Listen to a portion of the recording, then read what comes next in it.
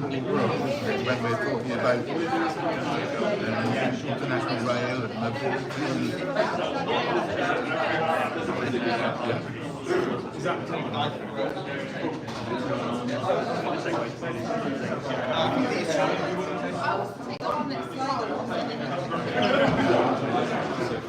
Yeah, and then they're a bit more close together.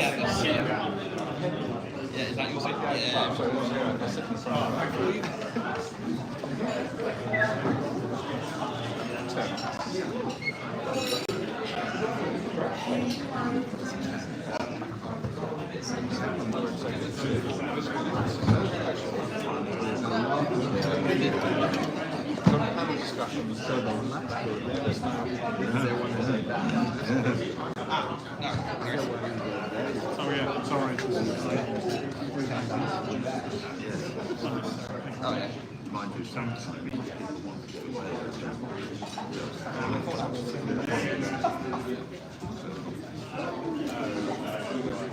So this is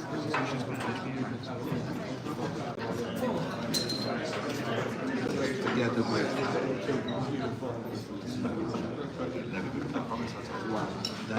they've never asked to be. In fact, they used to be called transport to reserve. In those days, they were never really interested in international things. But now they are. Yes. They actually opposed building of the channel in the early days. Back in the 1970s, but things have moved on. Obviously, they are much more enlightened now. Well, you sit next to me. No, mine's under the table.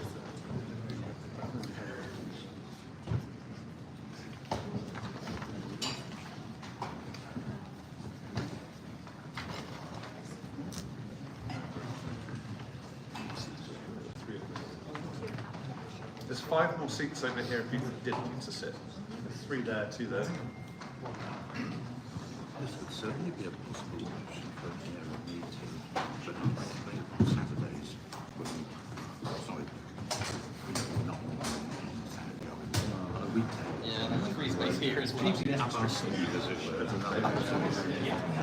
Yeah, the head in front of Christy. Get him to move 1 seat over so he's not blocking the live stream. You're in the live stream, in the back of your head. Move 1 seat to your right. The camera's behind your head. Well, should I move this seat? Yeah, probably move it back here. No, I'll just remove it. Yeah.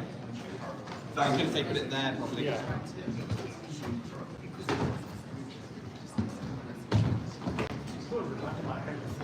Yes. Well, if it's my head, it'd be too shiny. Right. Good evening, everyone. Welcome to Steer. Thank you very much for coming to our office today. We're very pleased to be hosting Campaign for Better Transport event today about a topic that I'm sure everybody's very passionate about. I am as well, so international rail. And not only that, what we can do to make it better and what we can do to realize the huge opportunity that we have in here. So I won't speak much more about myself. Without further ado, let's let Michael present the event and what we have in today. Thank you, Antonio. Good evening, everybody. My name is Michael Solomon Williams. I'm head of campaigns at Campaign for Better Transport. It's my pleasure to welcome you all this evening, and I really want to offer a great debt of thanks to Antonio, Stephen, and the whole team at Steer for hosting us this evening and for all the lovely food and drink as well, which I'm glad to see you enjoying. Thank you all for coming. It's really a combined event tonight, isn't it? We're gathering, in a sense, it's a bit of a sort of mini rally of enthusiasts and experts all coming together in support of what we see as a hugely positive opportunity, and that's making the most of the Channel Tunnel. What an extraordinary construction that is, done in 9 years, how much more we can make of it. We've come here together tonight to talk about how that might look. We'll have a preview of our forthcoming report, and you'll hear from the fantastic intrepid adventurer and much more besides, John Worth. And then we have a superb panel to share their insight as well. So without further ado, we'll begin the evening with a presentation from my colleague, Stephen Goss, our Policy Research Manager, who's going to give you some oversight of the report Runways to Railways. So, Stephen.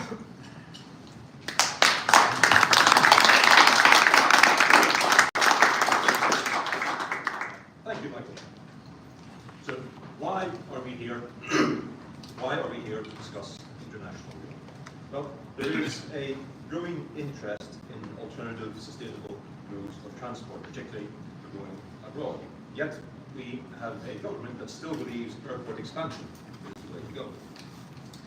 Today, the ORR passed their verdict on access to Temple Meads, and that is very encouraging, I'm pleased to say, because over the past 30 years, the Channel Tunnel and HS1 have enabled international rail connections, but we're still far from using them to their full potential.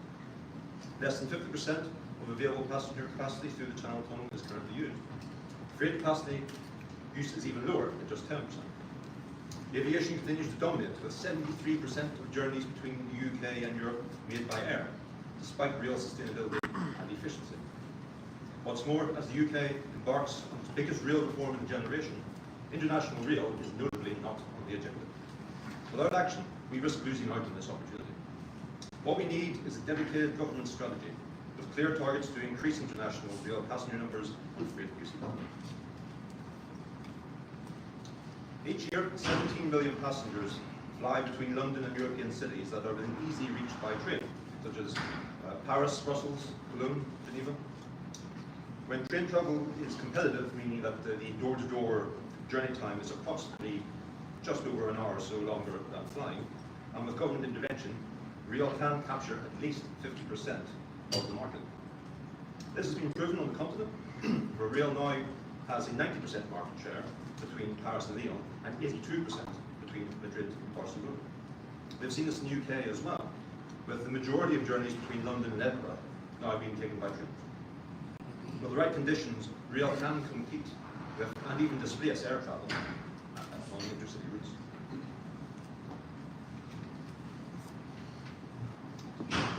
On the existing Eurostar network, even without the expanded services for which we're calling this report, demand is rising. As this graph of Eurostar passenger projections demonstrates, there is rising demand and growing public preference for rail travel.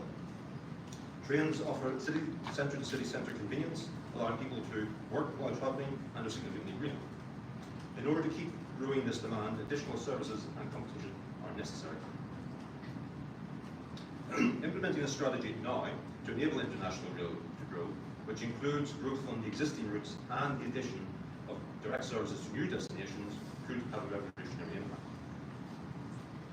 This map shows the near Europe destinations which could be served by direct high-speed services and compete with aviation for passengers. The projected passenger growth highlighted would drive an estimated £1 billion annual visitor spend in the UK. And beyond tourism, the wider socio-economic benefits include job creation, business productivity gains, reduced emissions, and less congestion at airports and on domestic roads.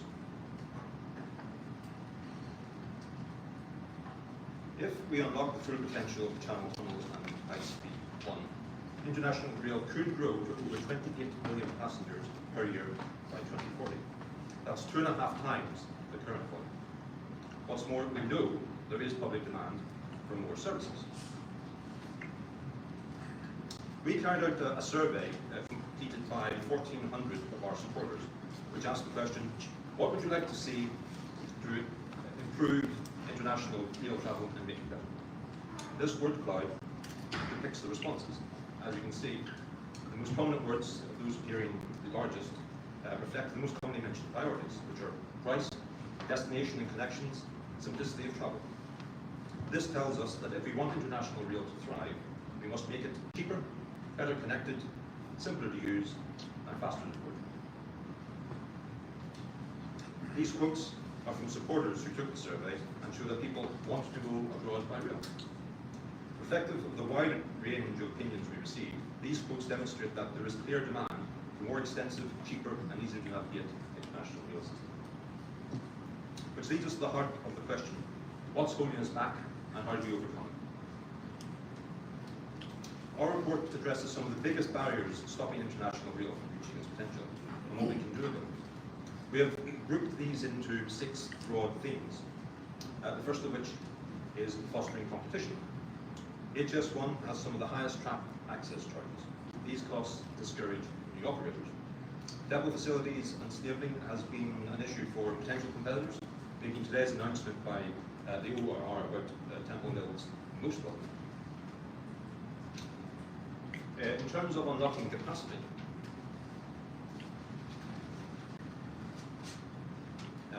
St Pancras is the only international terminus in operation in the UK. Departure capacity is heavily restricted due to the current layout of the station. Ashford and Ebbsfleet were designed and built for international services but remain closed. Not utilising Stratford International is a wasted opportunity to increase capacity in London and provide connections with the rest of the country. The solution to this is to reopen Ashford and Ebbsfleet, expand St Pancras and use Stratford International. When it comes to expanding destinations, in terms of supply side barriers, interoperability through and on either side of the Channel Tunnel adds costs and complexity. Better timetabling to coordinate with European operators is essential to facilitate seamless, reliable connections. Conforming with European technical standards will open up the market to more operators and make cross-border travel simpler. A broad regulatory and technical overhaul is needed to reduce complexity and make it easier for new services to launch and operate internationally. On the demand side, there are three overarching. The current juxtaposed border control requirements make it difficult to expand destinations. Since leaving the EU, border checks have increased, slowing the travel process and requiring passengers to arrive increasingly early for passport control and security. Border procedures therefore should be reviewed and reformed, and many of the options included as part of this are on-board passport checks, digital data sharing systems, and potentially removing airport-style security where it's unnecessary or real. In terms of integrating onward travel, at present, passengers often need to book multiple tickets and can't be sure of convenient connecting trains. We need integrated ticketing that works seamlessly across domestic and international journeys. Therefore, integrated fares and scheduling with European operators and aligning with the Trans-European Transport Network are necessary. Sweden has led the way on ticket integration. We should follow their example. Finally then, in terms of increasing passenger demand, air travel is often cheaper than international rail, making it the default choice for many travellers. People living outside London face higher costs and limited access to international rail service.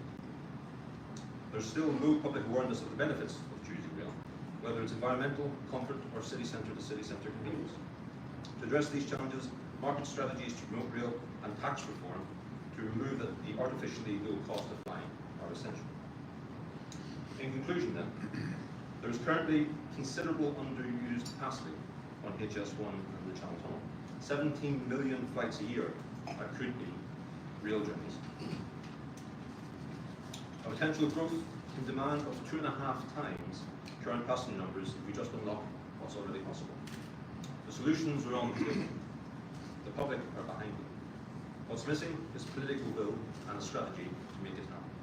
So our message today is simple. Back competition, open the stations, remove border processes, and make it easier and cheaper to travel by train. If we get this right, we're not just shifting from runways to railways, we're contributing to economic growth and connecting Britain to Europe in greener, faster, and more productive ways. Thank you.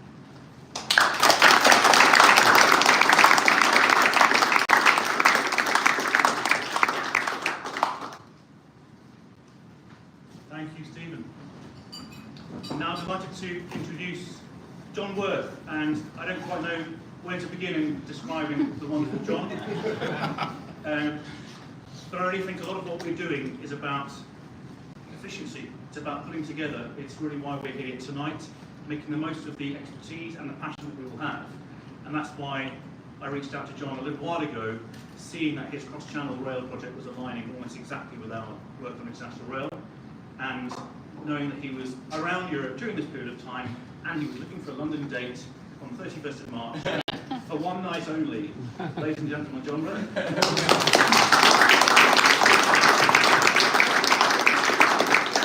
Right, thank you very much indeed, Michael, and thanks to Campaign for Better Transport for facilitating this and for Steer for hosting. What was this project about, and what am I trying to do here, essentially, with this slightly manic project? It's me and a bicycle going to all of the stations from which trains could potentially depart to go to London in all of continental Europe, within reason. That's at least 51 stations. It's actually gone up a bit more than that since I started the project. I'm testing all of the types of train that could potentially be running on Channel Tunnel routes. And I'm trying to meet as many companies who are involved in this whole environment as possible. And as ever, for all of my railway projects, the bicycle is also with me because that allows me to get to some of the places that the train cannot get you to. Now, how did I get into all of this in the first place? As my motivation in many of these railway projects, I was annoyed. The British media, about 12 months ago, started to get interested in the topic about the future of the Channel Tunnel.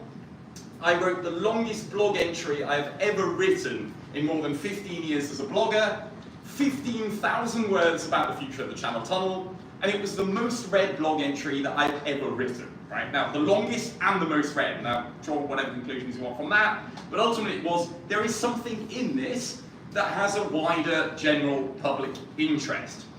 Why not take this kind of grassroots research method that I've been using over the past 3 years to look at other international railway topics across the European Union and apply it specifically to the Channel Tunnel? So, it's crowd-funded as a project, meaning I am completely independent of any operator, any government, any other player in this. Today is day number 15 of 22 of the project. I have basically completed the continental European component, but I have not focused on the core routes, so London to Brussels and London to Paris. Those are to come. So essentially, if you're focusing on the core routes in your question and answers, it will be some other speaker who will be better placed to answer those points than me. My aim is a simple one: more long-distance trains through the Channel Tunnel, and I have, in difference to Campaign for Better Transport, I have no position at the moment regarding competition. If it is Eurostar that can run more trains, or it is a rival to Eurostar, I don't mind. There is untapped potential for the Channel Tunnel, and I want to explore the best way of maximising that. And my limit in my research, no routes beyond London, because ultimately that is too complicated for me also as someone who focuses on EU railways, not UK railways. I'm also German meanwhile, not just British. No night trains, and a maximum trip time of about 8 hours from London was basically at the limit, right? Now, you may quibble with those limits, but for the sake of my project, I had to put a line somewhere, and that's where I drew it. So, let's move the slide on. So this is going through what I've discovered so far in the past 2 weeks, as succinctly as I can summarize it. I started going towards the southwest, towards Bordeaux. Now, basically, Bordeaux has been mentioned as one of the potential destinations from London. The good news is one thing before I talk about Bordeaux, I'm accepting all of the UK government's requirements as fact. Now, you may say in this room, you shouldn't have to do a passport control before you board the train, or you shouldn't have to do a bag scan. I may well ethically be with you. But practically speaking, for the sake of this project, the legal framework in the UK, as it is at the moment, I take as fact. So, with that in mind, what stations could you serve? Operationally, most importantly, now once I've worked out what is operationally possible, we may then come on to a discussion about what is economically viable. So I went the whole way to Bordeaux, including all of the interim stations, Saint-Pierre-des-Corps in Tours, Poitiers, and Angoulême and Bordeaux-Saint-Jean, and Massy at the edge of Paris. The ultimate conclusion is nothing along the route works except Bordeaux-Saint-Jean, which actually has platform 1 in the railway station, which you can secure for a Channel Tunnel terminal comparatively easily. So Bordeaux is operationally doable. The question is, you haven't got a large catchment area, and the travel would probably be highly seasonal, but operationally speaking, at the limit it would be possible, as far as I can tell. The second lot, these are hell. Right? Anyone in the British media that tells you tomorrow there's going to be a train running from Lyon or Marseille, they have never gone and worked at Marseille Saint-Charles or Lyon Pardieu or Lyon Perrache. Basically, there is no available space in the stations there at the moment without major rebuilding of the stations to build the border facilities. Not even using a very light touch way of building the station facilities, style of Rotterdam, which is the kind of case of how you do it with the lowest amount of building possible. In all of this research, there are opportunities in both Montpellier stations and in Avignon-Ville, and maybe at the limit at Lyon Airport, right? But other than that, all of the southern French research was for short-term improvements to routes, looked very thin pickings, right? But the news gets better, so let's move to the next one. I haven't checked the Alpine ski resorts yet, that's coming up later this week, so I'll tell you more about Moutier and Bourg-Saint-Maurice online once I've been there. But, right, so Switzerland and Strasbourg. That is where it gets really interesting. One of the first operator I met indeed was Swiss State Railways, SBB. They have a project team dedicated to researching future Channel Tunnel routes from Swiss destinations, and the Swiss government, importantly, might even put some finance behind it. Geneva looks superficially interesting at the beginning. Any of you who've ever been there would say, what about the French platforms in Geneva? And you will be thinking correctly, but the problem is the station is going through a big rebuilding in the next decade. So actually, Geneva is the most complicated one of the Swiss stations. There are opportunities in both Basel and in Zurich, but probably for 200-meter long trains that somewhere you would couple together rather than one 400-meter long train. It is viable and possible within reason in both places without major rebuilding. Now, if you're looking at the routes, the lines on the map there, from Basel and Zurich, you can actually go two ways. You can go via Dijon, which would suit me because I live there, or you can go via the LGVS. Now, Strasbourg has a main platform which is almost identical to Bordeaux's. So you could basically copy the Bordeaux solution, dividing the main platform with a barrier, apply that to Strasbourg, and you have the space in order to manage to do it there. Now, that was an interesting discovery, which I think has not actually had anything like the public attention to it that some of these other destinations have had so far. Next is, I then went to Munich. Southern German routes are complicated. You could probably run Munich with a 200-meter long train. The problem is what have you got along the way? Stuttgart's building the Stuttgart 21 new railway station, and although it's a modern railway station, no one's been thinking about Channel Tunnel trains, and so from the beginning, there is no way of securing a platform in the new Stuttgart station. You can then reach Karlsruhe, which actually you could use, but the city probably doesn't have a large enough catchment area, and then you end up in Strasbourg. So complicated, the southern German routes. Next, I then went further north in Germany. So I went to Frankfurt, Cologne, and Dusseldorf. It must be said, a word on the politics before talking about that. In Switzerland, there is a solid political support for trains to London from the Swiss federal government. And it is talked about and publicly debated. In as far as there is any public support in Germany, it is in the land of Nordrhein-Westfalen, so basically Cologne and Dusseldorf. It is in the Nordrhein-Westfalen coalition agreement that Nordrhein-Westfalen should get a train to London. And I had a meeting at the Landtag in Dusseldorf about how they were proposing to do it. And the answer is, they don't really know. If I were to advocate how to do it, your solution is Frankfurt am Main Hauptbahnhof and Cologne-Bonn Airport Station, not Cologne Main Station, because getting a path at a peak hour through Cologne Main Station is next to impossible, and the only platform you could secure is on the wrong side.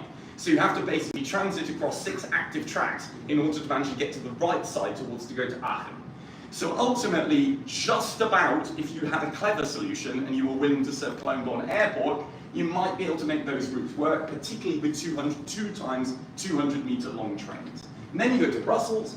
Then the next slide. I then went and looked at the Netherlands. Now, Netherlands is most interesting for what you can learn from the terminals. So I was pointed towards, go and look at Rotterdam as the terminal which has required the least building to make a compliant channel tunnel terminal. And it is indeed ingenious, although very labour intensive. They only have to close the platform for 10 minutes and have to have, nevertheless, almost a dozen security guards to make sure that no people run from neighbouring platforms to get to the channel tunnel train platform. Now, for a low building, labour intensive solution, it is something that you could more or less copy and paste to some other stations. Basel, for example, it would apply, maybe at Geneva it would apply, perhaps even Strasbourg it would apply. The challenge on the Dutch routes, however, is because the terminals are small, de facto you cannot run more than one train every 2 hours. That means out of the 8 available daily slots, because basically you need 90 minutes check-in time, right? Not just 60 minutes, right? So you've got to basically have a check-in time between trains which are spaced at 2-hour intervals. And because Eurostar is occupying 5 of those slots, the opportunities for any potential rival to Eurostar on the Dutch routes are probably comparatively limited, right? Unless you ran very early or very late in the evening in addition. So learn from the Netherlands stations, but probably doing much more than has already been done there is probably difficult. But ultimately, to summarise, Bordeaux is doable, but would you want to? Southern France is hardest of all. Switzerland offers some really interesting opportunities, as does Strasbourg. Southern Germany is probably hard and not what you would do in the first instance. Massive population in Frankfurt and Cologne, and at the margin it's doable. And the rest on the core routes, I can't conclude yet because I haven't looked at that. So that's what I've discovered so far. There will be much more detail, maps, photos, track plans and so on, which I will be publishing as part of this project now once I'm back home in a week and I'll have concluded my research. But that's a quick summary of what I've discovered so far of what would be possible if you wanted to do routes beyond the core of London to Brussels, Lille and Paris.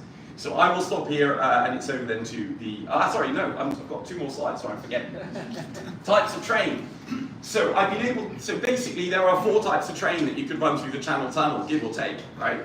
They are a Talgo 106, a Siemens Velaro, those are the 2 that I've already tested, and they will be the forthcoming TGV-M from Alstom and a Hitachi ETR 1000 Frecciarossa.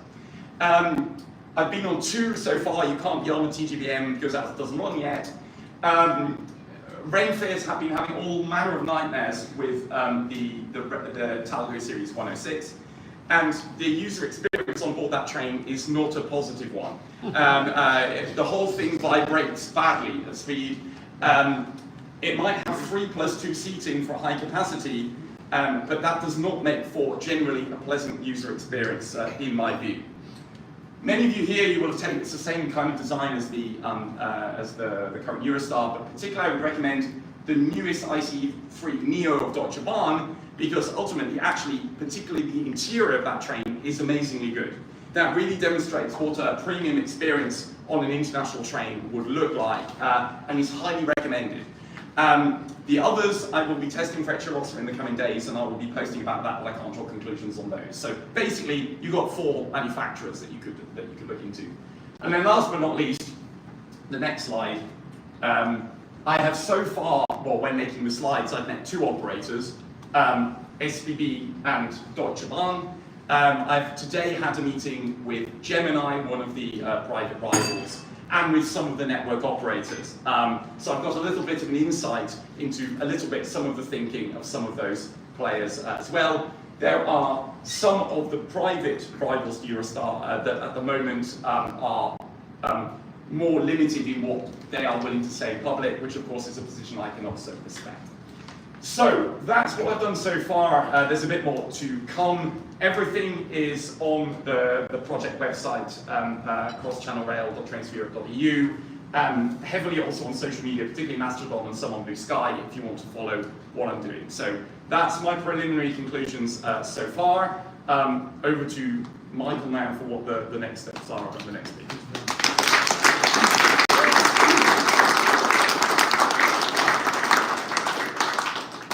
What the next steps actually are, but I can certainly say what the next steps this evening are, which is panel discussion. So I'm delighted to welcome to the panel John, indeed, but also Gareth Dennis, Manisha Rajesh, and Dick in Spain. Please come up and join us.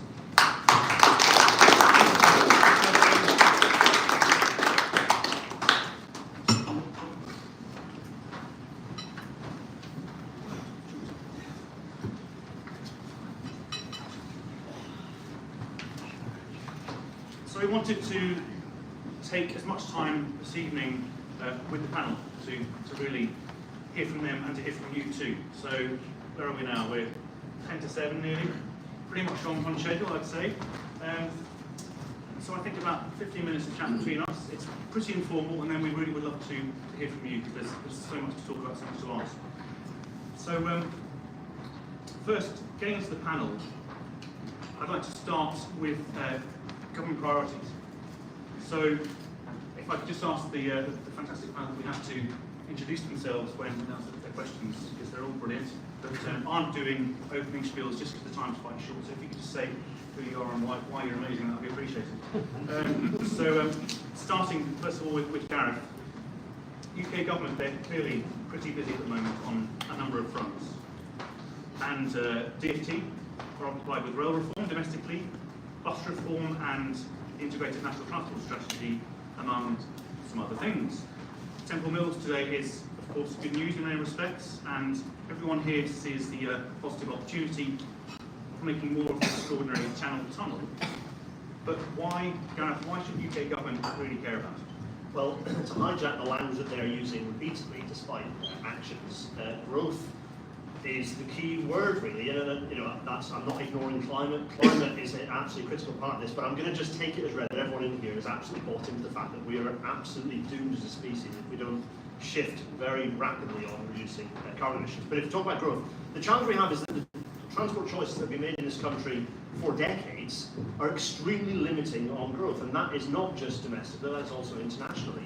The fact that we have had consistently pro-road policy, roads cannot carry any more, the reason potholes are appearing, the reason congestion is because we've relied on roads and they have reached their limit as a technology. You cannot transport more, you can't get more economic growth by relying on roads anymore.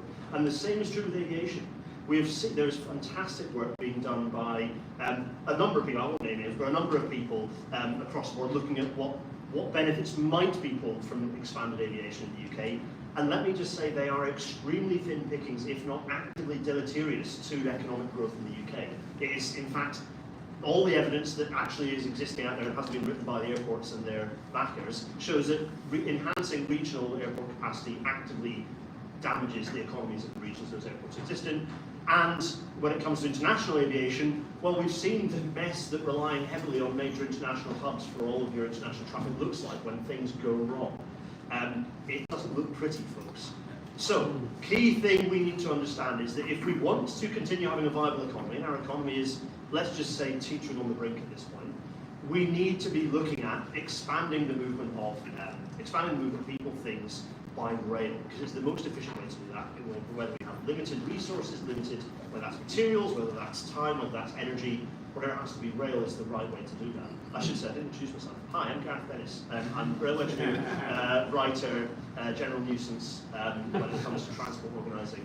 Yeah, it's a delight to be here. So that's kind of my answer at this point. I think is like if the government wants to pursue its own agenda of growth, then the answer is not the directions that it's currently pursuing in aviation and domestic, which I suppose. And I mean that means that a lot of people at the moment are trying to key into that agenda, right? So it's natural for people in our space, in the third sector civil society, to see growth as the language to talk and the figures to look for, etc. It's logical for us to do so with international rail, not least as £1 billion, as we've demonstrated in our forthcoming report, of annual tourist spend could be brought in. Maybe more. I mean, if we did the modelling, it could be a lot more than that. While it's not direct government savings, nevertheless, it does dwarf, but it's not a competition, but it does dwarf at 150 million, which is moved to be saved from GBR. Direct government savings, but it's still money. Beyond this tourism spend, how significant, therefore, and I'd like to ask Dick on this one, if you could introduce yourself, can the long-term economic growth be? And if this is key, how can we further demonstrate this? Well, I'm Dick Spain. I'm the political liaison officer for Bring Back Eurotrains. We've been running a petition with the general public to support the return of Eurostar to Kent stations. We've got 63,000 signatures so far, which gives us a real interesting insight. We've got 63,000 data points as to where that geographic demand is coming from, which I think is probably a pretty unique data set to be sitting on. all that said, I'm also an Ashford Borough Councillor for my sins as well. Seemed like a good idea at the time, and since 2019. So in terms of growth, and I've had this kind of conversation with people at the Labour conference, if we're serious about growth, and I would say the type of growth that we need is sustainable growth, then we've got to be looking at rail. And it's ridiculous to be sitting in 2025 with assets that are seriously underused in terms of the HS1 line itself, the Channel Tunnel, incredible bits of engineering we spent enormous amount of money on as a country. We should absolutely justifiably be proud of those things. What we shouldn't be so proud of is not having a direction on international rail.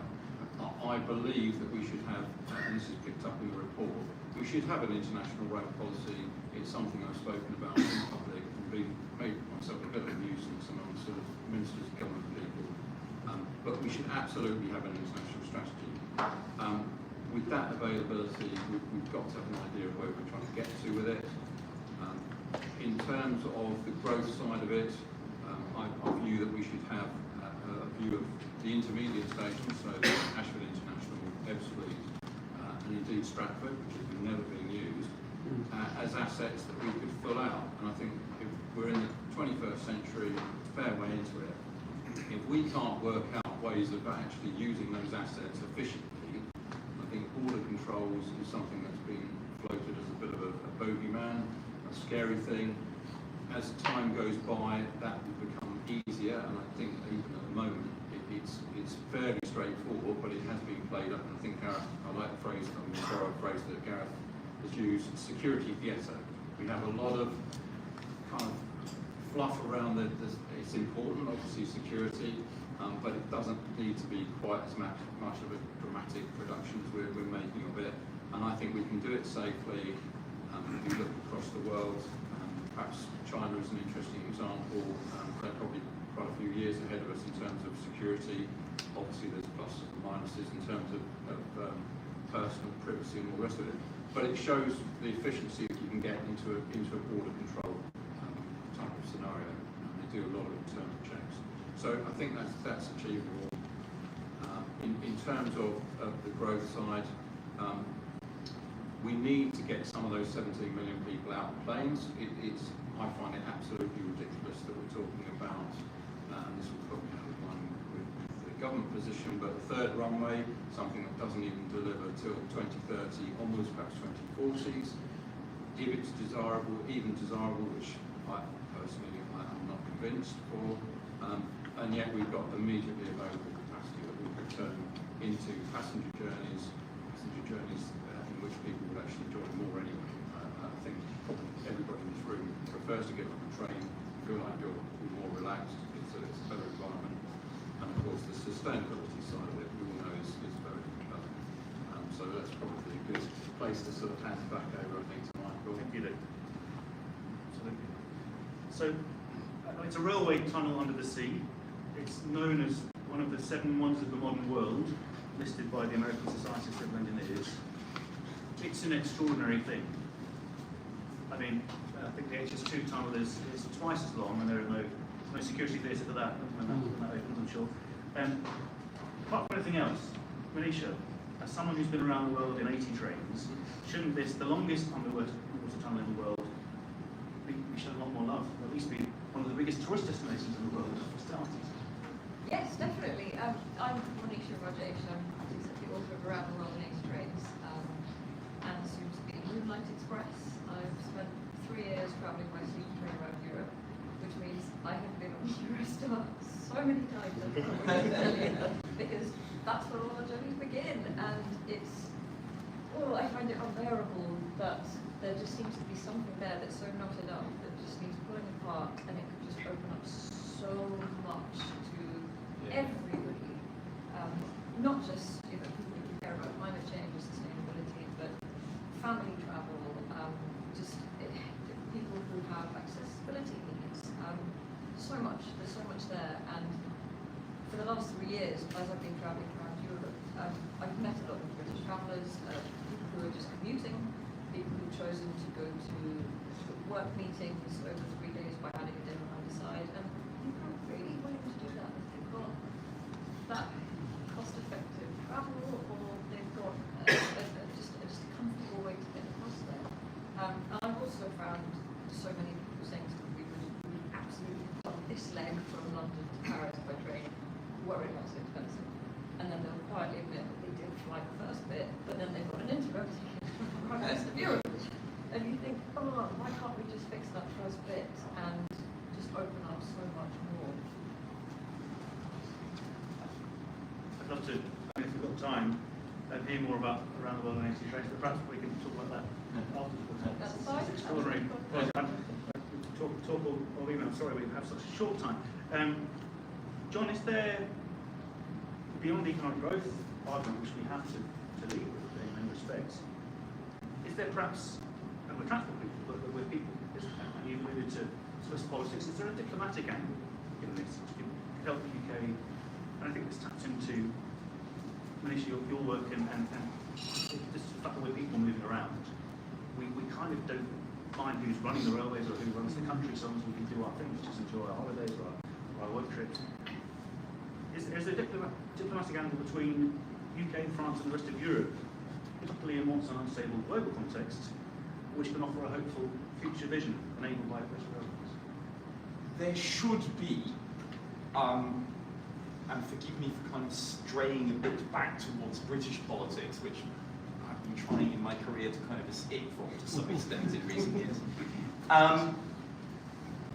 At the moment, I look at the UK political debate towards the rest of Europe in anything other than defence and geopolitics, and I don't see much improvement in terms of the rhetoric.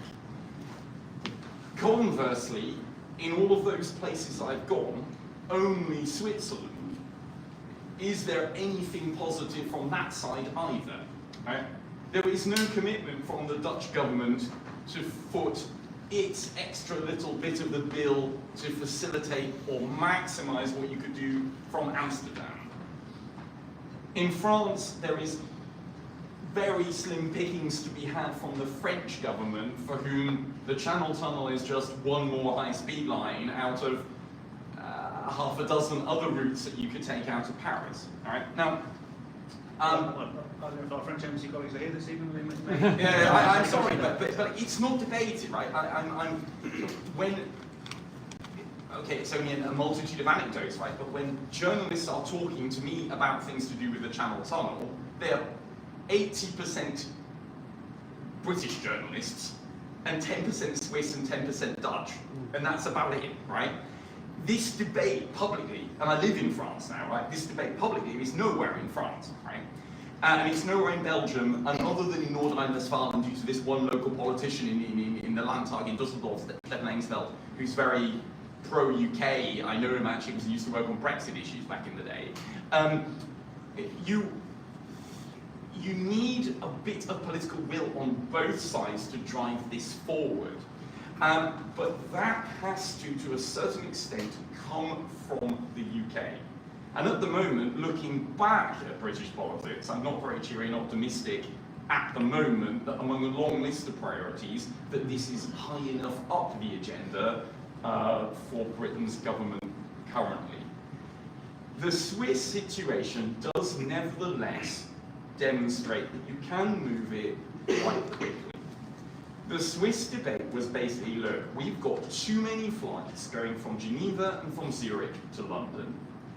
We have a capacity problem in our airports, and we have a functional railway, and the infrastructure exists. Right? That's basically it. I asked SBB, how have you got this debate going in Switzerland? And it was basically that was the crux of it. Now, and this is basically the deconstructor thing, right? Is you can basically bridge that to say, hey, look, there's potential here to actually lessen the pressure on your airports to some of these important destinations, and that's how you begin to make the discussion. So ultimately, my answer, Michael, is not a very cheery one, but at least using the Swiss example, that's how I begin to make it. I'm wondering if we're coming to audience Q&A in a second anyway. I don't know if Jeremy and Thierry are here. No, well, in fact, I wasn't joking. Two of our French embassy colleagues were due to be here. So, and what did give us a bit of reasons to be cheerful was that they reached out and said, come and see us and talk about what you're doing. And we often heard, well, French won't mind. I mean, why is it an interest whatsoever? There currently seems to be diplomatic goodwill from the French side, which wasn't previously there, when people like us start making some noise about it. So I hope that I can say a lot more about that, about things which might be happening later this year, which are promising actually. So, yeah, I think if you start sort of like making noise, start doing things, people might sort of emerge from the shadows in ways that you don't expect. But perhaps I'm too optimistic. Even though that we do generally have a French angle at the moment, so that's positive. I'd love to go to Q&A because we've got half an hour or so, and it's a room full of experts and much more. So we can carry on talking for a long time, but I'll direct questions to all the experts on the panel, if I may. Christian, if you'd like to just say who you are. Christian Walmer, I write about transport and railways. I have done for 30 years, and that's what actually makes me so angry. I'm an optimist generally. I view things positively, but I just wrote a piece for Rail Magazine saying I'm really not sure I can stay in the Labour Party. I mean, it just what they've done in the last month just seems so kind of terrible that they're supporting a road scheme, they're supporting on the Lower Thames Crossing, they're supporting airport expansion, and they're not even kind of finishing the bit of HS2. And I'm not a fan of HS2, but they've got to finish the bloody thing, having spent kind of 50 billion or 60 billion on it so far. And so, are you not just pissing in the wind here? Are we not just all having a nice chat between all of us? And I mean, as I say, I'm an optimist, but I feel that everything I've written in the last 30 years has been a waste of time. I mean, because if they could just do what they've just done, and that all the evidence, that everybody in this bloody room kind of knows the answers to these questions, and we can't get a few extra trains through the bloody Channel Tunnel, which is something I've written about many times, and said how pathetic it is that we have this kind of, £10 billion tunnel that we then have to pay them money for, we have to give a rate of return on, and therefore it costs too much, and blah, blah, blah. We're just nowhere. And just to finish up, I've been in China for the last 10 days. They've built 48,000 kilometres of line since 2007. That's the whole British network 3 times over of all high-speed lines. And I know they're an authoritarian government, and I know they're not kind of entirely democratic and God knows what else. But, and no, there's no forced labour. No, that's completely wrong. There's a whole lot of wrong views about it. It's not forced labour at all. And they've got a real emphasis on safety. And their trains do not rattle like your German train or whatever it was. They don't. I mean, anyway, sorry, enough. Thank you. I should have said, just say who you are and questions. That wasn't a sermon. No, that was a question. There's a question in there. Are we not pissing in the wind? So Gareth, are we not just pissing in the wind? No. So, firstly, Christian, come join us outside the Labour Party. They've been an absolute waste of time for quite a while. Anyway, but we're not going to say that. No matter what our positions are, what we need to be doing, like this government at the moment is teetering on the edge. It has absolutely no ideology, it has no direction, and as a result of that, yes, at the moment it's leading in one direction. It'd be very easy to pull it in the other direction with sufficient energy, sufficient gusto. One of the things that I say when I'm speaking to the rail industry, specifically I said it when I was hosting the Young Rail Professional Awards last couple of weeks ago, is that we as an industry have never, as the industry itself, never spoken with a single unified voice. We always go, oh yes sir, please sir, and quiver away at the moment we feel like we're pushing into the wind a little bit. And it's high time we found our voice as an industry collectively, and the same is true for activism, is we need to understand, we need to speak with a fairly clear, unified voice, find out who those best loudspeakers are, and plug them into the app. It's really important that we speak with a strong voice on this. And this sort of work here, the work that I'm doing possible, and another piece about St Pancras coming out very soon, the work that's been done, even HS1 Limited, or the band formerly known as, have been doing work that pushes this. It's about getting all of that lined up, facing it as a single barrage at the government, and making it extremely uncomfortable for them to continue doing this weird carbon cult aviation stuff. That's kind of key. Dick, I know you want to pick up. Absolutely. Well, I'm sort of found a member of the sort of awkward squads really within the Labour, and I'm inside the tent, and there's no way that I'm giving up.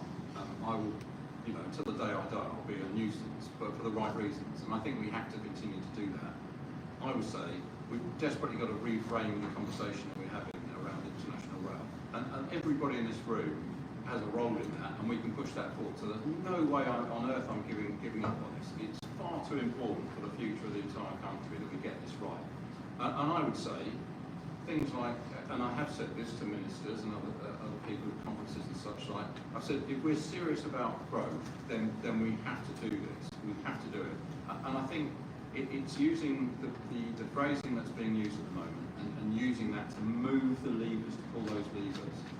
And absolutely agree with Gareth. We have to have a very clear voice, what we're asking for, what we're trying to do, and actually picking up on something that hasn't been mentioned but was certainly a sort of centrepiece of Gareth's book. I would say modal shift. Modal shift is a key element in what Gareth is saying. And I would say that's a very important driver to change the framing of what we're talking about. And it becomes more desperate all the time, obviously for reasons of climate change. But let's use modal shift and let's drive some of these things back into government to the point where they can't ignore our voices. And I think that's essential. Just the phrase that I'm using, just to emphasise that very, very, very briefly, is that we need to stop thinking about rail. We need to stop thinking about aviation. We need to think about mobility in totality. The moment we start thinking about mobility in totality, the moment we get rid of the rail minister role, we get rid of the roles, the way that they're split currently, start thinking about transport as in the types of movement that people do, not the way in which they do it, we will start thinking more sensibly, because at that point it's obvious that you need to use the capacity you have. It's obvious that you need to use the most energy efficient mode. So we need, I think the key thing is mobility in totality. And I think, obviously, I'm going to back up our report, which I think shows lots of reasons to be cheerful. And Temple Mills today is good news. Amsterdam reopening is good news. I think there are lots of things to look forward to. Who was This next? gentleman Sorry. just This before me, gentleman I think. Yeah. Mark Strong from Transport Initiatives. I'm a frequent traveller to Brussels for a slightly odd reason, to watch Royal Union Social Loire à la Union. But what I wanted to do is, I'm working on active travel, and actually Gareth's point about modal shift was important. Some people travel from city to city, but most people travel from some small town, city, village, to a big hub, travel to another hub, and then go on to where they're going. Now, not decrying any of John's work, but when you've got things like SNCB, NMBS going backwards and taking out any station in Brussels. No, Eurostar, sorry, I'm sorry. Eurostar taking that back. The onward travel which I work on, and cycling and walking, you can't work out which, whether you're picking up a Velo in Brussels or a line bike here, it's all disconnected. First thing to do is to get the connections right for what we've got. I'm not absolutely saying we shouldn't be doing what John's doing, but we need to get the connections for the things that we have now sorted, and then we can work on when those things happen. So where do you think that needs to be going on? John's lucky enough to live in Dijon. Perhaps you'd like to answer that one. Don't do it like Bourgogne-Franche-Comté is doing it, but would be no. So this is a bit with me with my EU rail hat on more than my Channel Tunnel rail hat on. There is going to be a proposal coming from the European Commission by the end of this year about improving data sharing between railway operators, at least, so as to mean exactly those sorts of problems are at least easier from the passenger point of view to manage to come to terms with. Now, de facto, Eurostar is pretty damn good if your national train gets delayed and you miss a Eurostar. Happened to my father recently coming to France. It actually, in many cases, does work, because genuinely there are some historical arrangements together with Eurostar if you're coming from Germany as well and you get delayed coming into Brussels. Now, don't try that in the same way if you wish to combine an SNCF and a Trenitalia train. That will not work in those circumstances. So it is on the agenda of the new European Commissioner for Transport to sort that out, to make sure that in those circumstances passengers are better looked after in the case of multi-train, multi-operator routes. At the moment, extending that to other modes is harder, right? Like if you want to add a bus into that, it's on the Commission's agenda. So ultimately, the challenge at the moment is, this is a bit more blunt than railway operators will put it to me, why do we need to care about that? because our international trains are already full. Right? Now, would Michael O'Leary of Ryanair go, why do I need to care about that? Because my planes are already full. No. He'd buy more planes, find more capacity, and try and run more planes. Right? Now, so ultimately, I see that then from a passenger point of view, there is some hope in Brussels outside of the Channel Tunnel related stuff to actually begin to do that. But we need a lot of lobbying and campaigning via Transport and Environment, the organisation which Campaign for Better Transport is a member of in Brussels, to make sure that that reform of railway ticketing is a good reform, which should begin to put some of those problems right, before we can come on to the headache of bicycle transport on trains, where particularly if you go towards France and Spain, is difficult. I'm glad that there are representatives of Transport and Environment have joined us tonight, both from London and from Brussels. So thank you for coming over from Brussels. Question, gentleman here. Yes, hi. My name is Amante Carros. I'm a journalist, but I've, until last week, I spent about 1,639 days without flying, and also I've taken the Eurostar a number of times. John, I want to get back to the practicalities that you've sort of outlined, and we've spoken about a number of times. From what you've sketched out, that's called the entirety of France except for Strasbourg and maybe the Alpine routes. Let's call it hell, for the sake of the argument. Are you saying that what's most realistic is likely a 200-meter train leaving from probably Munich, connecting in Strasbourg, going via Paris to London, or do you see something? And I know this is breaking your 8-hour rule, but do you see something like Berlin to Paris to London feasible at all, or did you not really think about it? No. To me, the two really interesting ones would be two 200-meter long trains, Frankfurt and Cologne, through to Brussels and onto London, and two 200-meter long trains at some combination of Swiss stations, potentially also serving Strasbourg.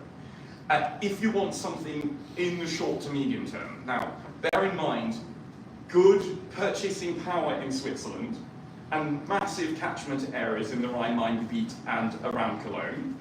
You've got both a strong operational case and a strong economic case for both of those.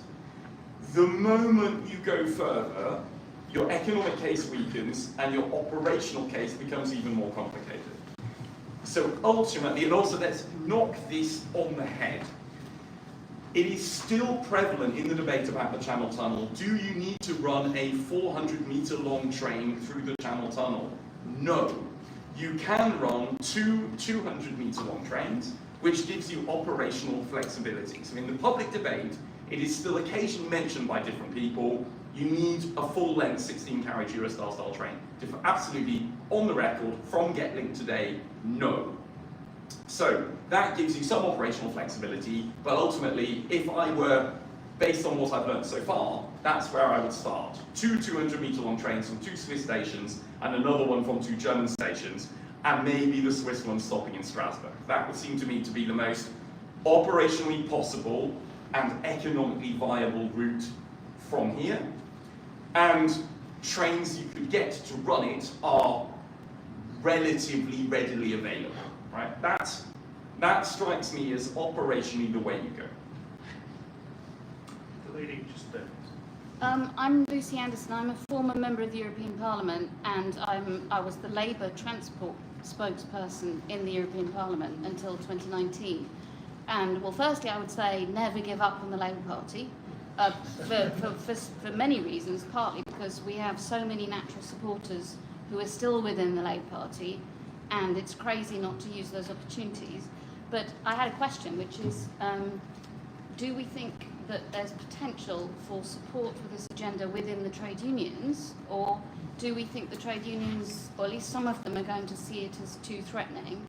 And how can we use the trade unions, particularly the Labour-affiliated ones, but more generally, to help advance the arguments that we all agree on? Well, I can answer that briefly by saying there is potential existing work being done within the trade unions, campaigning, particularly on freight, actually, the freight opportunities we haven't discussed so much tonight, but short answer is well, medium length answer is yes, and we are on to talking to them, so I think there's a huge opportunity there. I don't know if you'd like to comment on that. Absolutely, yes. Yeah, no, absolutely, yes. I know, having done a little bit of policy work with the R&D MT and a little bit of TSSA that they are very interested in this, and in a positive way. So I will always advocate for getting unions involved ASAP, to just get involved in that case. And again, the growth case, HS2 was held up very strongly by the fact that, for a long while, by the fact that the unions were very much in favour of it, because it was an obvious way to embed the railways as the backbone of our transport system going forward. So that and the fact that it meant a huge amount of actual construction work. So yeah, absolutely keen and to always push that. Manish, can I bring you in to talk about the wider international picture? So, because I mean, you're trying to talk more about your work, which sounds extraordinary. Because we're talking about international rail, but of course what we're focusing on largely today is trains from London to Europe. You know, everyone would love it to be easy to take a train from Manchester to Europe or other UK destinations, but there's an international aspect which I think is really exciting. So can you just talk a bit about how you found getting out beyond Europe, getting beyond Europe on the train, how easy that is, and how much scope you see for us to think, even if not in practical terms, but in the way that we talk about this, beyond Europe, really about why it's international rail rather than European or UK Europe. Well, I guess it's hard to think about because I think the thing that I've discovered with all my looking around the world doing is that each country is so unique culturally in how they run their railways.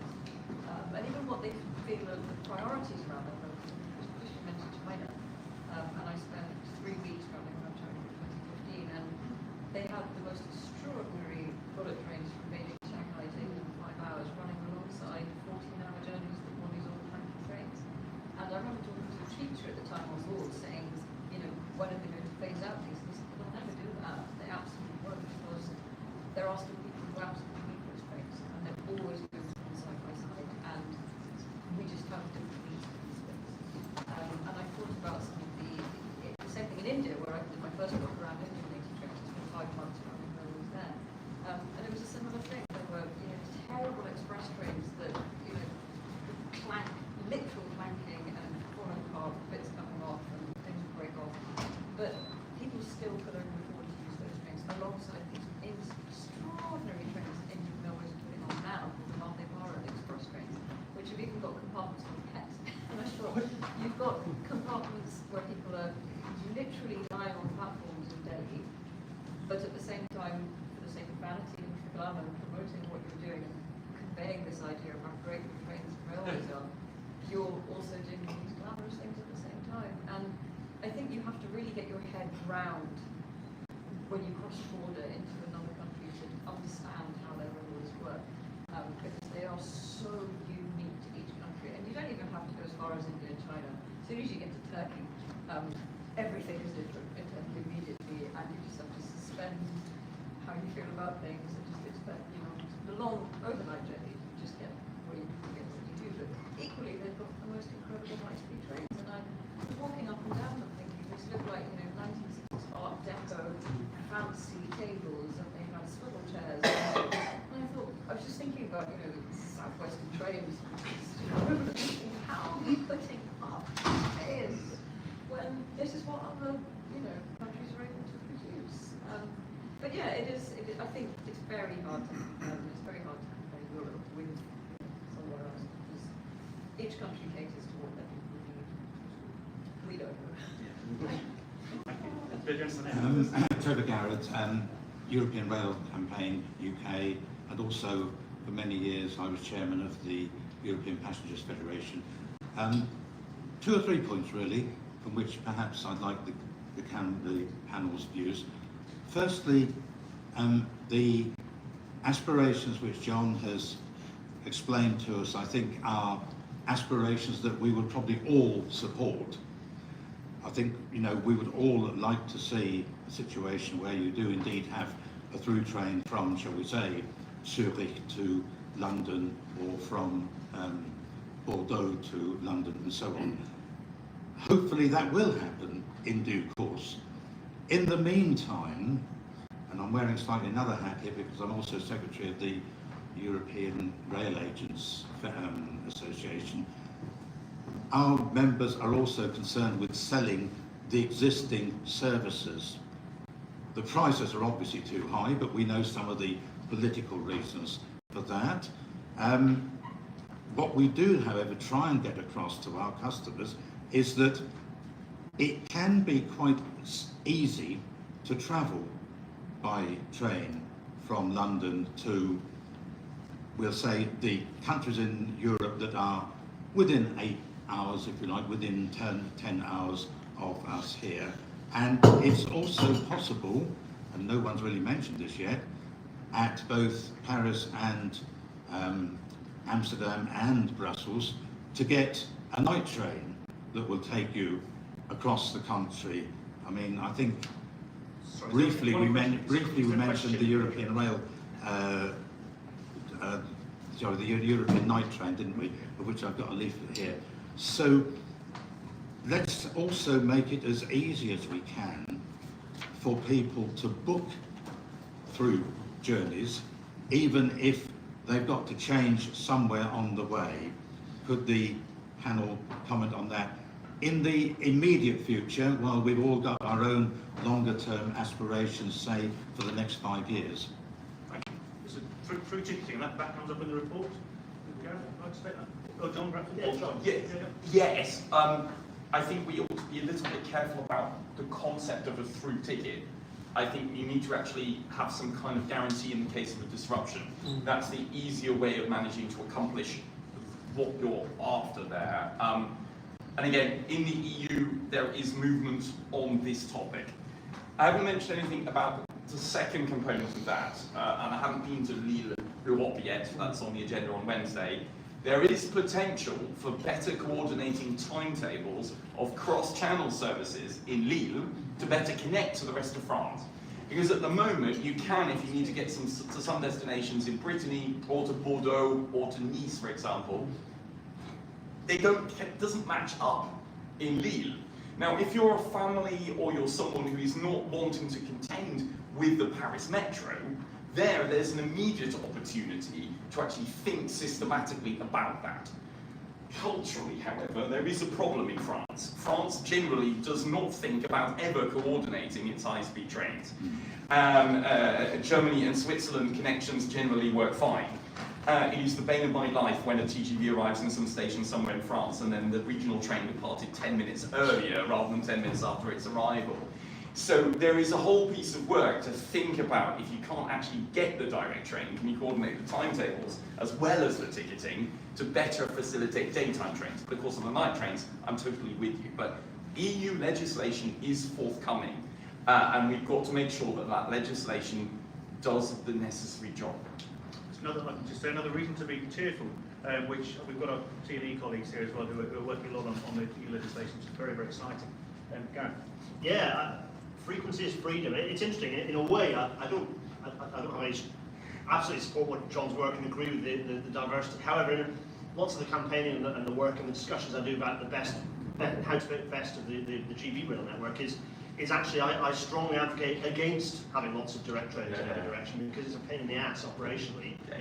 So actually, you could argue that the best thing to do would be to pick a station pick a couple of core hub stations on the other side of the Channel Tunnel and just run absolutely conveyor belt trains through the Channel Tunnel to those and make sure that the European network works. Operation probably is easier. It's not that I disagree with John's quote, but the thing is that is actually further away than doing what John's saying for getting more diversity of routes, unfortunately, because of the complex network. So I think thinking about both, you need to have a strategy. We don't have a rail strategy in the UK. Certainly we don't have a rail strategy in England. There is zero international rail strategy or transport strategy.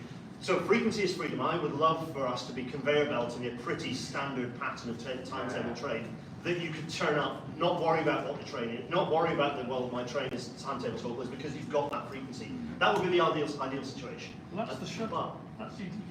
Yeah, well, I've got my own views on what we should do with the shuttle as well. They're not repeatable. So frequency is freedom. That would be the ideal long-term state, but I think we have to think about these medium-term compromises. Hi, Andrew from Ashford Borough Council, got a good teacher tonight. My question was around competition. I know, John, you kind of dodged it slightly in your presentation, but you'll probably come back to that. With the airlines, the big thing that actually cracked it was good, cheap, cost-effective travel that actually started to get real movement going. is there an opportunity through competition to actually then start to unlock a greater degree of people actually travelling by train through this? And I suppose, how do we deal with the barriers of that? Because with the Temple Mills element today, I think Eurostar have already come back and said there's not enough space in here for us, our expansion and somebody else to come into that. So how do we get government to focus more on the competition element, and would competition be good? You want to put me on the spot at that point? I can de-stress if you like with an answer, which is competition, and feel free to jump in, but competition works on railways until it doesn't. So perfectly the UK shows, or GB shows both. When you have what we want for our railways is for them to be run as efficiently as possible. That means using the maximum capacity they offer, because that's the most environmentally friendly thing to do with that fantastic but disruptive asset when you build it from new. And open access is a complete waste of time. Competition does not work when you have a saturated rail network, which is why open access is an enormous burden on most of the GB rail network where it exists. However, the reason you have open access being a success story in Italy is because the lines on which you have the competition are way off hitting capacity, and therefore, until we reach the point where, Italy has saturated that system as using that maximum capacity, open access is quite a reasonable way to make use of that capacity. The Channel Tunnel at the moment is way off being fully utilised. When it is fully utilised, I would suggest competition would be deleterious to maximising the use of that asset. But until it is, we know that Eurostar would probably pull its trousers up a little bit higher and tighter if it had a bit of competition. So the practical reality is the answer is both. Like ultimately, when we have the ideal railway network, the ideal railway system across Europe, we won't have competition because the competition is not between railway operators. But until that point, competition can be very useful. But again, it has to be part of the strategy. And one of the barriers is very high HS1 costs. Yeah. So the more you actually have running on that line, surely those costs should be able to come down. And get linked charges, probably more significant. Yeah. Although it is in the network statement that the more trains that will run, the cost per train should reduce.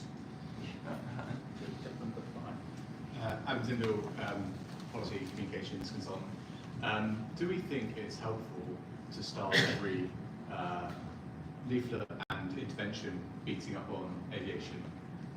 If we want to win over people who aren't in this room, if we want to win over people who don't instinctively think that sitting on a train for 6 hours is preferable to sitting on a flight for 90 minutes, and if we want to win over a government that has made it a cornerstone of its economic policy, do we think that going into the argument, starting off by saying you're wrong and an idiot, is a way to win them over? I mean, that's why growth is so key to the union. I absolutely agree with that implication, certainly.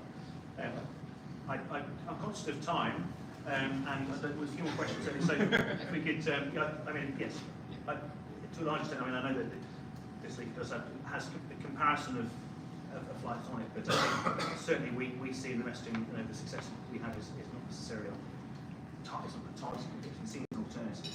But absolutely right, and I think we need to think more holistically and wider in terms of what the electric goes like this, more holistically strategically. Absolutely good. Me. No, sorry, it's in front. Hi, I'm Edward from London St Pancras High Speed, formerly HS1. Obviously recognising the point that's been made that track access charges are high, obviously GALICs are higher, but the sort of the driver of it is public subsidy. So obviously the Channel Tunnel system is set up with zero public subsidy. Obviously per kilometre cost, actually London St Pancras High Speed is cheaper than SNCF. Where does the panel sit on this idea of public subsidy over the fare payer? Because ultimately there's two sources of repayment. It's either the taxpayer or fare payer. Where is the balance and where should it be when it comes to international rail? Given that you're travelling over multiple territories, you have lots of people who have very different views as to who should be paying for what. And the worst experience I have in doing my job in trying to encourage the growth is everyone thinks that somebody else should pay. And it's how do you get to a fair and reasonable settlement in this space? There might be something here. Thank you very much for the question. There might be something here on the history, and Christian writes very brilliantly in your recent Guardian article about the history of the tunnel at its 30th anniversary last year. Because of course it used to be a collaboration, at which point the taxpayer did have an input. I think it's something which speaks to if you like, wider messaging about the sort of dichotomy between fare payer and taxpayer. And of course we would say that every taxpayer benefits from the better transport of the rail network. that they've done it, we should at least. That we might say. Ask Can any. I sort of hijack it slightly, reframe it? I think the biggest problem we've got here at the moment is we've got a monopoly. We've had a monopoly for a long, long time. So there's 11 million of us a year that are paying a higher fare than they probably need to. And that's a massive problem. And we should be attending to that very, very quickly, and putting pressure, I think, on Eurostar in terms of it being a monopoly. I mean, that's probably not a popular position, certainly not with Eurostar, but I think, and that's going to continue till 2028, 2029 when we get the first competitor coming back in. So there's still a period where we've got 11 million people and rising that are paying well over the odds for what they should be paying. So that is a critical element of all this. So sorry to sort of hijack the kind of original question, but I think that's something we really need to pay more attention to. Those who have operations stacked with trucks piling up on the motorway will probably be quite keen indeed to place a little bit more of their own taxes towards funding more paths through the Channel Tunnel to get freight to work better. So I think it's about where you pitch value, and it comes similar to the other questions. Thinking about mobility in totality helps tackle the whole story really in terms of the subsidies. Like, well, what are we losing by the fact that who are we screwing over by the fact that this railway isn't working to its best? I think I'm going to jump in quickly on freight as well, because there is a £50 million project, gauge widening project, that would actually allow us to put full-size containerised freight through from Dollars Moor all the way through Maidstone East up to Wembley. And that's a £50 million project which would open up the entire country to full-size containerised freight. Now, value for money, and I've had this conversation with various people, it's incredible. It's an incredible value for money. We've got, what, 4 to 6 freight trains, I think, going through the Channel Tunnel. We've got capacity of about 10 times that. That takes, in theory, 4,000 vehicles off the road, 4,000 trucks off the road. I mean, it's just incredible. So we need to be pursuing these kind of opportunities, and that will take, that will unclog the ports and all the rest of it. So there's huge opportunities at low cost, lower modest cost, to unlock things. And I think freight, I know we haven't talked about freight, but I've got to jump in. Well, I'm very glad you raised that. I mean, the Dollars Moor £50 million, double gauge is notorious, and it's a drop in the ocean. We spent 110 million building junction 10A on the M20. There's the balance. And we spend 9 billion on the lower Thames crossing, or 14 billion third rail. So let's get serious about, as I said, if we're serious about growth, let's do this stuff. Let's not be stupid about it. Let's move some of these projects onwards. We've got time for a couple more questions, so Ray Chapman, Kent Sussex Connect, also Transport Metro, and I sit on the RIA committee. I am one of the lucky people that also works in the aviation sector, and on your reports, I've got good news, because if all the passengers from Düsseldorf, Cologne, Frankfurt, and Switzerland go onto aviation, onto RAL, that will free up 40,638 flight paths, which is 50 slots a day at Heathrow, based on British Airways Airbus 319 or Ryanair 737-8. So that's the story. I think the question for everybody in this room is how you frame that to the Prime Minister or the Chancellor or the Secretary of State to say, we can help you unlock capacity at Heathrow, 50 slots a day for international trade. So I think it's a question of how do we do that to convince the politicians this is going to grow the economy. Thank you. That's very rationally put, and great to hear your dual role. And I should just reclaim ownership of the report, if we may. From John. Yes. The John's work is extraordinary, but if you frame it that way, absolutely, that picks up what Adam was alluding to. And indeed, that's the point that we make all the time about congestion and the point of railways. It frees up the roads. There's no dichotomy there. Of course, we prefer trains, being of course better for the environment, but that's not the argument we use. So thank you for raising it that way. We'll whip through a couple more. I'm sure everyone here is very efficient at finishing off the bar and that lovely food. Gentlemen here, just take a minute. Yes. Yeah. So one of the bigger problems of international rail in the UK is, of course, juxtaposed control. How would the panel suggest operations could be improved in that regard? I wonder. Well, I wonder if I could put this to a member of the audience. Would you be willing to spit this one up, Ed? Or well, I think we take it as a fact, so it's very much recognising the issues of we're an island, we've never been part of Schengen, and therefore, with lots of public support, the government is extremely keen on maintaining the border. But as has been highlighted, it can be done more efficiently. And I think the vision, particularly for St Pancras, is that it should work more like a SIV. At the moment, it's not, and some of that is just because it's being operated in a certain way, and we're collaborating with Eurostar to see how we can use the space more efficiently. But if you go around the world, there are more efficient ways to run borders. But I think we should also praise the government for the work they've done for innovation. The departures and arrivals at St Pancras has used face recognition technology with passengers' consent to allow people to go through there. So we've always said this can be a place of innovation, somewhere where the government can try out new things, and that has been taken up by government. So there is room for improvement, and it's very active in this space. But it remains a difficult and hard constraint. I've reflected on different ideas. There have been these sometime trains where everyone got off the train in Lille Europe for passport control, clogs up the station, it's horrible for the passengers, that's no good.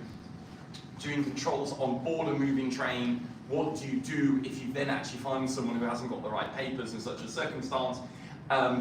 So although it's a difficult constraint, so Eurostar E300 trains do have a cell, and you can handcuff passengers in it. But then you're like, how long are you going to need to do the control for that? Operation, if you've got two halves of the train, do you need extra border staff? Have they got the necessary computer kit in order to do it? And you start getting into another whole series of complexity. So I agree with the question, but I don't see any other viable way, short to medium term, other than doing it in the stations before boarding. Just a final question, please. Hi, I'm Martin O'Wire from Evelyn, formerly Eurostar.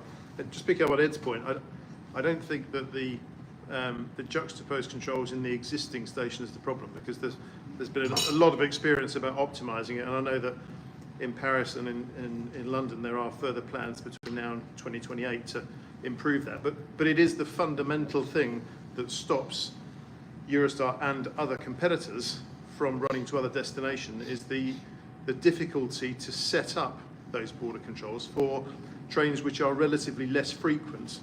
Is a very poor use of human resources, if you like. And I just wanted to put it to the panel, is how do we get all of the governments from all of those countries that John said there is potential to sit down and say, this is never going to work, and if we do the same thing with even the technology that is available in the short to medium term, because it is just such a constraint. I don't want to end it on a bit of a downer, but it's not. It's the potential in terms of the rail pathways is not the issue. It is the complexity at some of the existing stations and all of the ambitious other areas that we want to see trains travel to, which just simply doesn't work now, and I can't see it working in the medium term either. Well, Mark, thank you very much for that. I will just do a quick whip around the panel, just with in that case, because it's been phenomenal questions, as I know would be with such an expert and enthusiastic audience. But I would like just to do a quick final word whip around with a reason to be cheerful, and not just to counteract your Christian's understandable pessimism at the start. But I think there are many reasons to be cheerful in our report. I think John's work is thoroughly inspiring. I think the discussion's been brilliant. So just if we just have one reason to be optimistic, if you like, at the moment, and then we'll finish up. I'll say thank you all. Actually, bringing it back to Christian's point, forgetting the sour politics in the UK at the moment, you can actually fix some of these things. Not all of the problems that you want to fix, but you can fix some of them, right? We know what types of trains can run. We know how quickly you could get them. You know roughly where they would run. We know we've got spare capacity. So even if we don't mess with the legal framework at all, we can actually do more or less, without needing any extra government intervention. So if you see it in that way, and also after ORR's announcement today, the next stage and the big challenge is, who's going to put pen to paper to order some new trains? That's the next. I am. Yeah, right. Hey, exclusive. No, So now we've got all of the precursors of all of the pieces of information together to say there is some opportunity now. And I think that's not as much as we might like, and I agree with your skepticism to some extent, and indeed Mark's as well. But overall, we are there now to be able to make some significant next step, and I think that's some grounds for confidence now. I was just thinking about the point about challenging people who fly all the time and not pulling them on planes, but I don't think there's a day that goes by where I don't get an email from someone saying, I haven't thought about traveling by train, and I'm now going to actually do this for Easter, or I'm going to try this summer, or I'm going to try it this holiday. And I think it's okay to actually say to people, have tried this, just give it a go, even if it's just a short haul, or pushing sleeper trains on people, because that's my thing at the moment. And I get so many emails from people. It's interesting, I don't have, when people ask me who's your demographics, I just couldn't tell you, because I've had 87-year-old people who've not travelled for 20 years tell me, read your book, and I decided that my husband and I were going to go and do this big corporate trip. And then I've got a family of 6 telling me, that's what we're going to do in the summer, we're going to go interrailing. And I love the fact that you find people from so many different walks of life who probably never thought about it before, or it's been years since they've done it. But you know what, let's just have a go. And even if it's just a handful of people who keep doing it as a drip feeding way, I'm very happy to keep doing it with people. Fantastic. Michael, reason to be cheerful is to be surrounded by such an extraordinary array of advocates and experts, and there's so much in that advocacy and telling the story in positive ways. And Gareth, you're allowed to plug your book too. Gareth has a I couldn't possibly tell you how the rails are fixed to plans. The two things I've been thinking about a lot at the moment are when people ask me what are the reasons to be cheerful, because it's even within the domestic rail industry, it's a pretty dark time at the moment. It's about inevitability, but also about complacency. There is an inevitability that rail will become the backbone of our transport systems globally. That's just how it's going to be, because the world, whether we like it or not, radical change is going to happen, and whether we control the wheel or whether we let it happen to us is the only choice we have at this point. But the radical change is coming, and rail is the only solution for our transport long term. That does not mean we can be complacent. We can utilise that inevitability to then start telling the story of going, well, if we want to keep people moving around like they are today in a world that's going to look radically different in 30, 40 years, if not 10 or 20, the worst case scenario of climate change is the current one we are on, by the way, so things are going to look so different in 20 years, 30 years. That is exciting in a way, because that inevitability is something that we can utilise, but we can't be complacent. So that's what I want to talk about, is avoiding the complacency, but understanding and harnessing the inevitability. I think the thing that makes me cheerful is the latent demand that there is there for high-speed international rail travel. I mean, it's very visceral for me, because I'm having those conversations all the time with people that have signed our petition. 63,000 people have signed it, and the same stories are coming up again and again. It's interesting because at the moment, cold water is being poured on things by Eurostar, and I think there may be some gamesmanship going on with that. But looking at the actual figures, obviously I know I'm going to speak to the figures I know about Ashford International. It did have 614,000 people using it a year in 2006. 614,000 people. That's an incredible number. That was 7.81% of Eurostar's entire business, so a whisker away from 8% of their business. What they will tell you at the moment is they'll bring up the 4% figure, which was close to the end period just before the whole thing shut down, when there were reduced services. Now I think there's the opportunity to create the sort of virtuous circle that, well, the opposite of that is the sort of, you build more roads, you get them fill up, you've got too many cars. We need the virtuous circle of more capacity filling up in the rail side, creating a virtuous outcome. That's where we need to get to. And that is a sort of natural process which we can enable. So there is a huge pent-up demand. We can shift some of those people that are flying to rail, and there's a huge number of those. And the opportunities are there. There's huge latent demand. So let's do this. Let's make the future we want to see. Absolutely. Perfect summary. Thank you so much, Dick.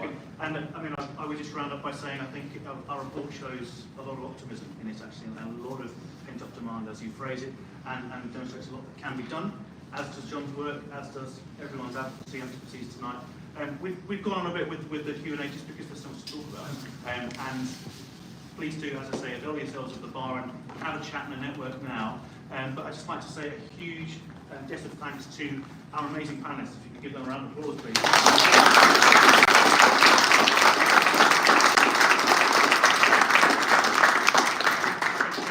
Steer also deserve a huge round of thanks for that.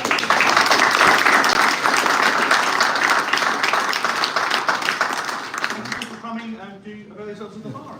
Could I plug our night trans leaflet? I'll make that. I'm going to go to Manchester. Well, yes, the European sleeper won't go to Bangkok. They'll go by Stendhal, but it'll go in the right direction as well. That's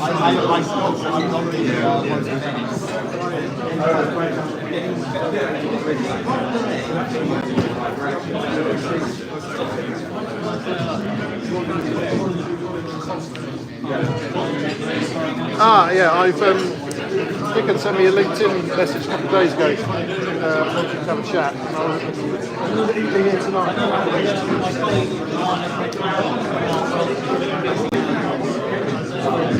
Yeah, there's a bit of a reluctancy to no, not right. You're wrong.